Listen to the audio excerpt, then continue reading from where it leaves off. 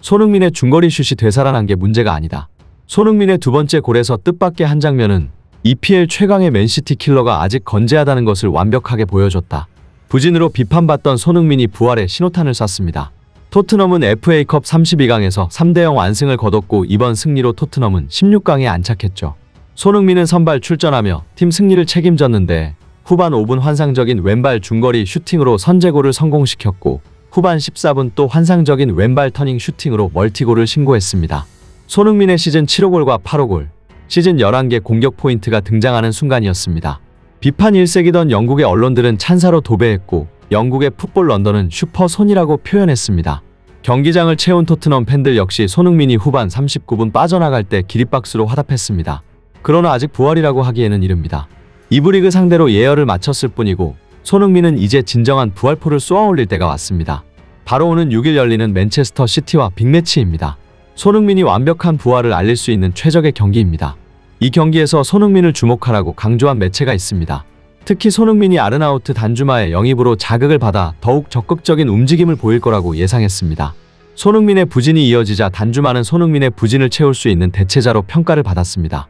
일부 언론은 손흥민이 단주마에게 선발 자리를 빼앗길 수 있다고 전망하기까지 했습니다. 손흥민이 자극받을 수밖에 없는 상황을 만든 것입니다. 영국의 풋볼 365는 최근 토트넘은 해리 케인 홀로 고군분투를 했고 손흥민은 부진했다. 이런 상황에서 단주마가 적절한 때에 왔다. 단주마의 도착이 손흥민을 부진해서 빼내도록 자극했을 수 있다. 토트넘에는 분명 예전에 손흥민이 돌아올 필요가 있다고 보도했습니다.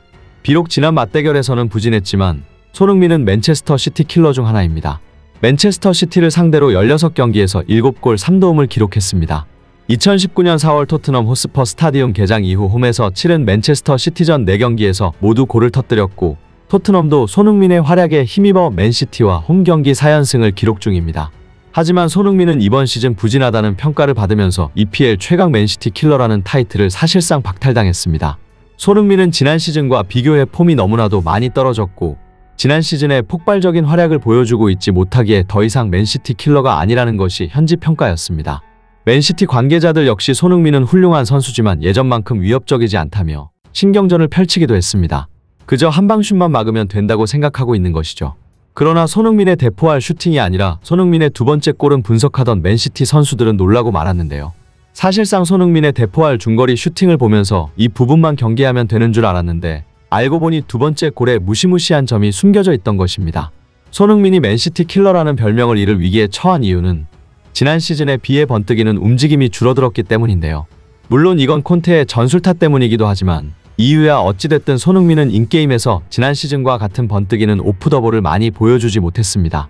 사람들은 자기가 본 것과 결과만 기억하기에 오프 더 볼이 죽어버린 손흥민은 더 이상 위협적이지 않다라고 말했죠.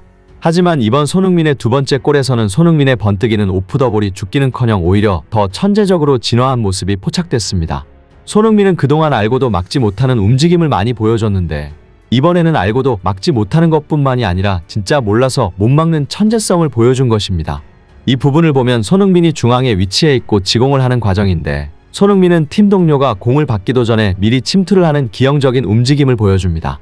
보통은 저 상황에서 2대1 패스를 시도하거나 포스트 플레이를 하며 다른 선수들에게 공간을 열어주는데 손흥민은 미래의 상황을 훤히 알기라도 하는 듯 천재적인 움직임을 가져갔죠.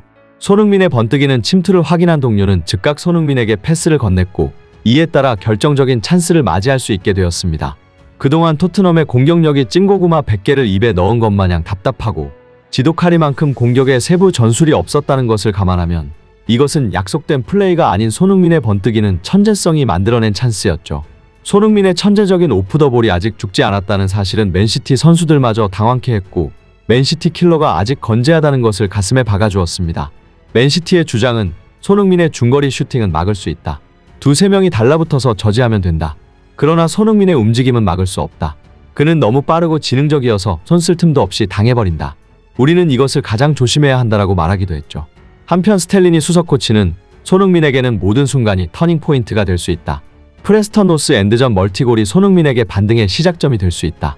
이는 선수 자신과 팀에 달렸다며 모든 선수들이 어느 순간이라도 터닝 포인트가 될 수 있다는 점을 인지해야 한다고 말했습니다. 이어 손흥민이 지금까지 이뤄낸 성과들은 팀에 매우 중요하다. 또한 그는 팀을 위해 많은 것을 이뤄냈다면서 비록 올 시즌 득점에 어려움을 겪고 있지만 팀에 기여하는 바가 크다. 그것이 득점보다 중요하다고 손흥민에게 힘을 불어넣었습니다. 손흥민의 맨시티전 멋진 활약을 기대하며 영상 마치겠습니다. 끝까지 시청해주셔서 감사합니다.